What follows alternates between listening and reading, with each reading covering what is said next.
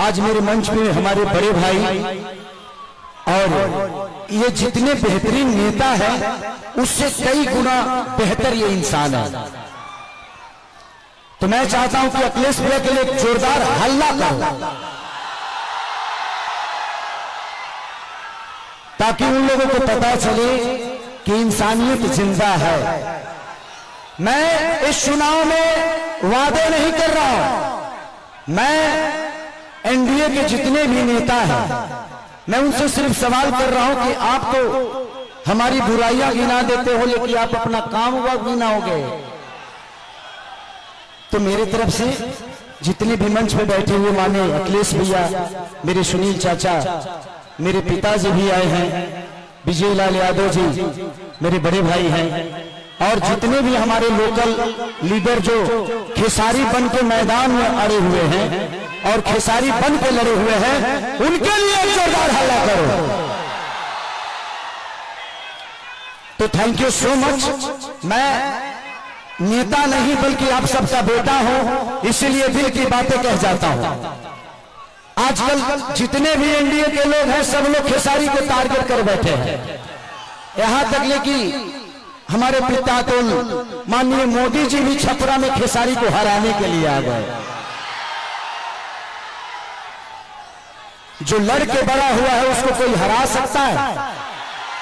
इस छपरा ने मुझे, इस धरती ने एक ऐसे बेटे को पैदा किया है जिस बेटे के लिए अपनी जान तक दे सकते हैं। छपरा जिस दिन विजय होगा ना, सिर्फ बिहार ही नहीं बल्कि हिंदुस्तान जानेगा कि ये खेसरिया को छपरा वालों ने कितना प्यार दिया है। और आज हम सबके गार्जियन स्वरूप अखिलेश भैया ने मेरे से कई बार बोले कि चुनाव लड़ते काहे नहीं हो, आ जाओ। मैं बोला कि भैया मैं राजनीति में नहीं आना चाहता। कोई बात नहीं, आप करो, जहां हो खुश रहो। लेकिन मुझे क्या पता था कि हमको यह करना पड़ेगा। बट कोई नहीं, शायद भगवान को कुछ अलग ही मंजूर है। शायद चाहता था कि खेसारी के आने के बाद ही सरकार बदलेगी।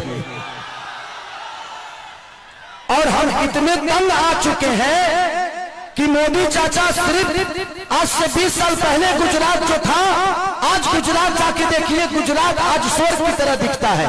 तो सिर्फ इंडिया में एक ही शहर है जिसका नाम गुजरात है, और बिहार लबारिश है। बिहार के माँ बाप से उनके बच्चों को दूर भेजने के लिए ट्रेन देते हैं आप, उनके पत्नियों से दूर भेजने के लिए ट्रेन देते हैं, उनके बच्चों के शिक्षा के लिए कुछ नहीं करते। मैं इनसे यही पूछता हूं कि भाई ये बताइए कि मंदिर बनाइए, मस्जिद बनाइए, गुरुद्वारा बनाइए, सनातन अपनाइए, लेकिन रोजी रोजगार खातिर का ट्रंप को वोट देने जाएंगे? ई के बनाई? हम लोग के लिए फैक्ट्री कौन बनाएगा? हमारे बच्चों के लिए शिक्षा का व्यवस्था कौन करेगा? अब बैठ जाइए। हम यही सवाल कर रहे हैं। जब भी चुनाव आता है, जब भी चुनाव आता है तो इनको सिर्फ जंगल राज ही बताना है। अरे यार, जंगल राज थोड़ी देर के लिए मान लेता हूं कि था, मान लिया, सुन लिया। अरे तो कौन आप सब मंगल राज बना दिए हो इस धरती को? रोज हत्या होता है, लॉ एंड ऑर्डर हमारा बहुत अच्छा है। अरे यार, उस परिवार से पूछना जिस परिवार का आदमी मारा जाता है।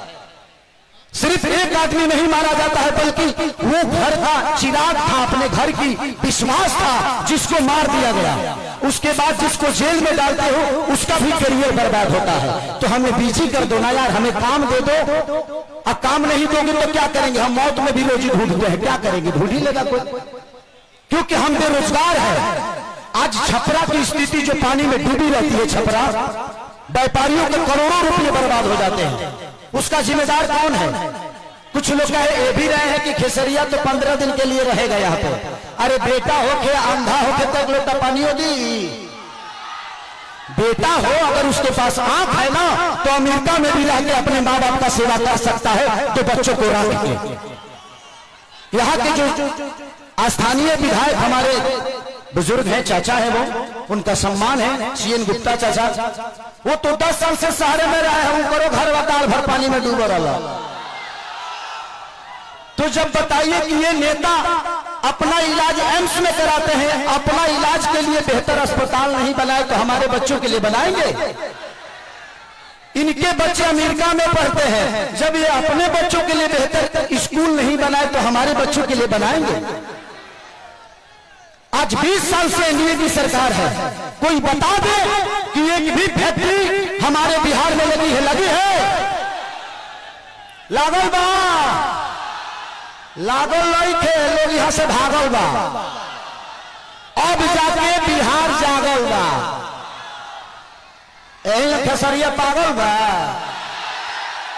जी। नवतरे एगो हमार बड़ भाई है मानिए रवि भैया, वाह, वो महादेव है। ये जीते जी तो हमारी जिंदगी को नरक बना देते हैं और मरने के बाद गोरखपुर में स्वर्ग की सीढ़ी लगवा देते हैं। माननीय मुख्यमंत्री योगी जी बैठे हुए हैं और कह क्या रहे हैं, महादेव तुम लोग यहां चलोगे तो स्वर्ग में जाओगे। जीते जी तो कुछ दिए नहीं, अब मरने के बाद कौन आदमी हर हर महादेव करके चलता है जी? तो योगी जी को भी समझ रहा है कि किसके हाथ में हम गोरखपुर सौंप दिया यार। हमें जीते जी स्वर्ग चाहिए। ऐसे लगता है कि रावण का काम अधूरा रवि भैया पूरा करने आए हैं।